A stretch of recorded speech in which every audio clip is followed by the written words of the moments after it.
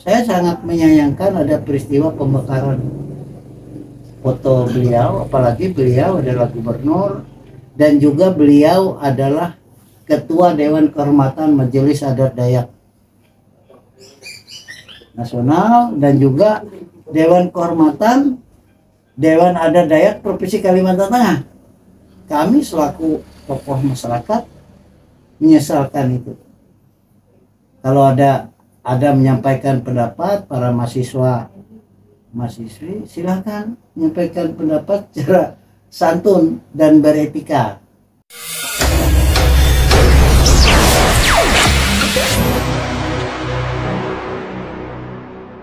Hari ini tanggal 27 Oktober tahun 2022 kita bertemu dengan Bapak Dr. Andri Elia. Beliau adalah salah satu tokoh masyarakat sekaligus juga pendidik dan mantan rektor Universitas Palangkaraya. Nah, besok adalah 28 Oktober merupakan hari peringatan Sumpah Pemuda yang ke-94, Pak. Mungkin sebagai orang tua, Pak, sebagai pendidik, mungkin ada sampaikan, Pak, anak-anak muda, Pak, di Kalimantan Tengah. Ya, pertama-tama saya menyampaikan selamat Hari Sumpah Pemuda yang jatuh pada 28 Oktober. Dalam kondisi dunia secara global yang mengalami krisis, ya, krisis energi, krisis pangan, juga krisis ekonomi, ya termasuk juga bangsa Indonesia, kemudian dan Kalimantan Tengah Ya. dalam masa pasca pandemi COVID-19 yang kita alami selama 3 tahun lebih ini. Ya. Oleh karena itu kaum muda dalam merayakan Hari Sumpah Pemuda bangsa Indonesia, kita harus mampu melihat secara cerdas, ya, Ya. bijak kondisi-kondisi bangsa. Oh. Oleh karena itu kaum muda sesuai dengan tema yang diusung untuk Hari Sumpah Pemuda pada tahun ini, yaitu bersatu bangun bangsa. Oh, intinya harus Nah, bersatu bangun bangsa ini bukan hanya tagline atau tema saja, tapi bagaimana kita mencerminkan dalam kegiatan-kegiatan, aktivitas dan kehidupan kita semua, para anak-anak bangsa, para kaum muda ini harus tercermin dalam berbagai aktivitas. Bersatu bangun bangsa, sungguh makna yang dalam. Berarti kita semua elemen harus bersatu padu. Apakah kaum muda ini yang sudah produktif, atau kaum muda yang belum produktif tapi mempersiapkan diri menjadi produktif, maupun yang sudah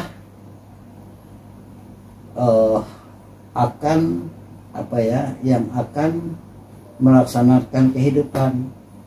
Nah, dalam kegiatan itu tentunya tidak bisa dalam era globalisasi ini kita harus berjalan sendiri, berjalan secara kelompok, individu. Nah, kita harus bersatu. Makanya tadi temanya bersatu. Kita bersama-sama semua elemen. Ya. Nah, sungguh ini satu hal yang menjadi tantangan ke depan, bahwa negara kita ini di tahun 2045 akan menerima bonus demografi, yaitu bonus emas, di mana generasi milenial ini menjadi ujung tombak, menjadi pemimpin di segala sektor politik, sektor sosial, sektor ekonomi, bahkan menjadi pemimpin bangsa, di mana ada prediksinya ada 150 juta penduduk Indonesia yang berusia milenial di tahun 2045. Ini tantangan dan ini harus kita persiapkan Mulai sekarang, Mbak. ya, dengan persatuan. Nah, jadi Ini yang betul-betul dicamkan. Jadi jangan hanya tagline di bibir, tapi dalam setiap tindakan dan aktivitas generasi muda. Sangat disayangkan peluang generasi muda emas Indonesia ini kita tidak mempersiapkan diri dalam menghadapi era yang sangat besar perubahannya, sangat drastis perubahannya. Ini kita harus siap-siap dengan SDM, dengan pola pikir yang cerdas, dengan kesatuan. Nah, itu menjadi kekuatan membangun bangsa. Bersatu tadi, Pak ya. Ya, Soekarno aja mengatakan kasih saya 10 pemuda untuk memindahkan Gunung Semeru. Ya, 10. Soekarno bisa 10. Soekarno tagline-nya Soekarno bisa begitu, ya kita dengan berjuta-juta pemuda, pemudi kaum milenial, nggak mungkin kita nggak bisa bangun bangsa. Nah, itu.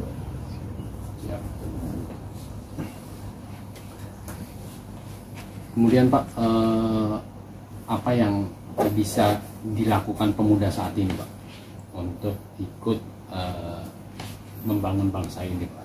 Yang bisa dilakukan pemuda saat ini, mulai dari yang dikatakan pemuda itu ya, anggap saja dia sudah 15 tahun ke atas ya. Iya. 15 tahun ke atas sampai 40 tahun ke bawah. Sampai 40 tahun. 49 lah. Anggap 49 karena mereka masih produktif usia secara masih produktif itu. ya. Yang harus dilakukan adalah sejak usia muda sudah punya cita-cita besar dalam memikirkan, membentuk mindset, pola pikir yang konstruktif, jadi yang terencana, kemudian yang dinamis, tapi tetap pada tatanan norma dan etika. Norma dan etika ya kebangsaan, etika agama, etika moral, etika adat, agar bangsa ini tidak tercerai-berai, terpecah belah. Nah, tadi ya kalau kita bangsa Indonesia ya membangun bangsa. Jadi kekuatan moral, wawasan kebangsaan itu harus kita tumbuh kembangkan dalam pola pikir kita. Jangan kita terkontaminasi oleh arus informasi yang sangat terbuka global gitu ya. Budaya luar ya silahkan masuk, memperkuat hasanah budaya kita, tapi jangan meninggalkan tatanan norma etika bangsa Indonesia ini, karena itu lahir dari memang peradaban bangsa kita, dari nilai-nilai yang ada di bangsa kita.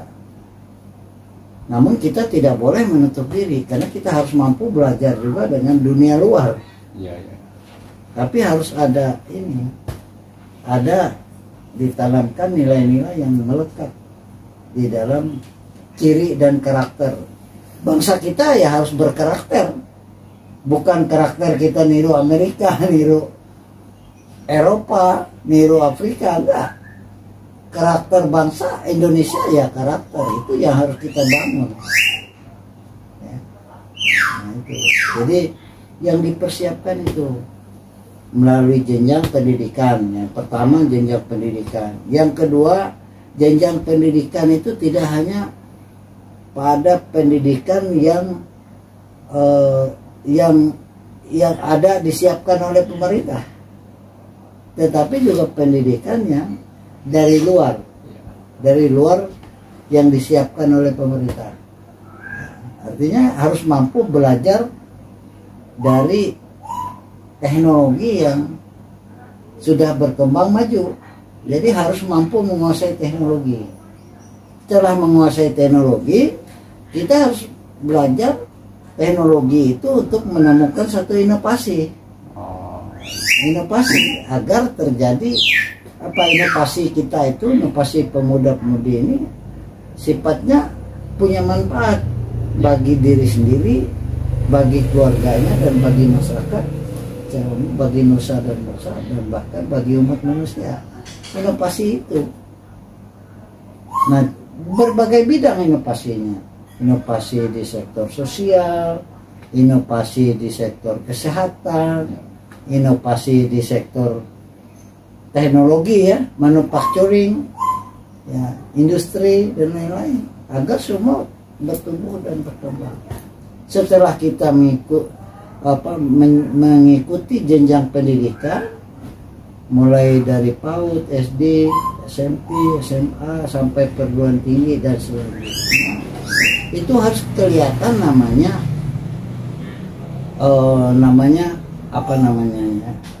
outcome.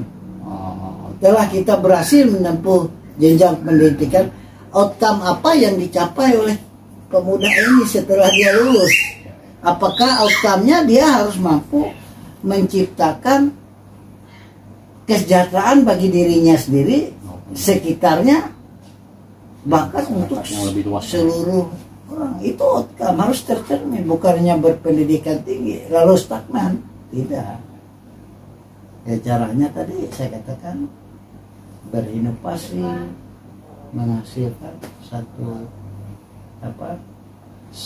sesuatu yang dapat berguna bagi kehidupan, baik secara politis, baik secara sosial, secara ekonomi. Nah itu Pak, terakhir Pak, sebagai mantan rektor Bapak tentu mengenal anak-anak Bapak lah, mahasiswa sebagai anak-anak Bapak.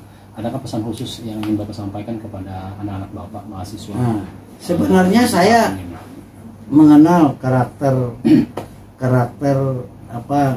anak-anak ya, termasuk mahasiswa, karena saya sudah menjadi dosen sudah lama, ya. Sudah lebih dari 35 tahun. Kemudian pernah menjabat sebagai rektor Universitas Palangkaraya. Mahasiswa ini perlu dibimbing. Mereka harus kita berikan ruang, ya. Ruang untuk belajar, ruang untuk berinovasi, menunjukkan jati dirinya, tapi harus ada etika. Nah itu yang harus kita kawal terus. Jika kita menjadi seorang pemimpin, menjadi seorang dosen. Salah satu contoh, saya menyayangkan peristiwa yang terjadi pada pernyataan menyampaikan pendapat mahasiswa kemarin di kantor Gubernur Provinsi Kalimantan Tengah, membakar ban, kemudian membakar foto gubernur dan wagub. Itu silahkan para mahasiswa menyampaikan aspirasinya, silahkan, tidak ada yang melarang kok. Hukum manapun sepanjang menyampaikan aspirasi yang baik, beretika, bermoral, untuk kebaikan. Tidak ada satupun undang-undang yang melarang di negara kita ya, menyampaikan pendapat di depan. Tapi harus ada etika menyampaikan. Tapi kemarin itu saya menyesalkan, anak-anakku mahasiswa kemarin, itu hal yang harus betul-betul menjadi introspeksi bagi lembaga, ya, bagi rektornya, para dekannya, para dosennya, ya, memberikan arahan ya, jangan juga menghalangi mereka untuk menyampaikan pendapat, tetapi menyampaikan pendapat secara beretika dan bermoral. Apalagi Gubernur Kalimantan Tengah ini kan dalam masa periode kepemimpinannya, kondisi Kalimantan Tengah, bahkan kondisi dunia ya, kondisi nasional mengalami krisis ekonomi dunia malah, kemudian krisis energi, kemudian krisis masalah kesehatan, pandemi. Tidak mungkin bisa dipenuhi seperti ini. Tapi untuk mengingatkan tidak ada masalah, tapi dengan cara-cara yang santun. Kalau menurut saya membakar foto gubernur dan wakil gubernur itu sudah tidak beretika. tidak beretika. Apalagi Pak Gubernur khusus untuk Universitas Palangkaraya, beliau banyak bantu mahasiswa dengan memberikan berapa tahun itu sepanjang saya jadi rektor, beliau memberikan program bidik misi, membantu mahasiswa yang miskin untuk mendapat beasiswa ya, bukan beasiswa, insentif bantuan, ya, baik bantuan sembako, baik bantuan dalam bentuk APBD sudah ke mahasiswa sudah dilakukan beliau. Dan kemudian untuk Universitas Palangkaraya beliau memperhatikan sarpras UPR. Jalan kemarin dibangun bagus, jalan menuju gedung SBSN itu kan hot mix aspalnya. Itu bantuan dari hibah dari pemerintah sarpras. Nah kemudian videotron yang gede UPR itu kan bantuan hibah pemerintah daerah. Jadi beliau tidak ada yang, cuman masalah kondisi tidak tercapai visi misinya itu kan karena kondisi ya. Tapi nggak apa-apa kita kritisi, tapi dengan cara yang santun. Saya sangat menyayangkan ada peristiwa pembakaran foto beliau, apalagi beliau adalah gubernur dan juga beliau adalah ketua Dewan Kehormatan Majelis Adat Dayak Nasional dan juga Dewan Kehormatan Dewan Adat Dayak Provinsi Kalimantan Tengah. Kami selaku tokoh masyarakat menyesalkan itu. Kalau ada menyampaikan pendapat, para mahasiswi silakan menyampaikan pendapat secara santun dan beretika. Itu pesannya Pak ya.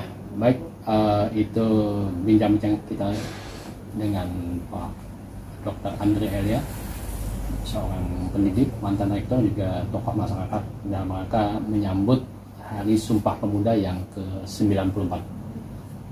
Terima kasih, sampai bertemu kembali.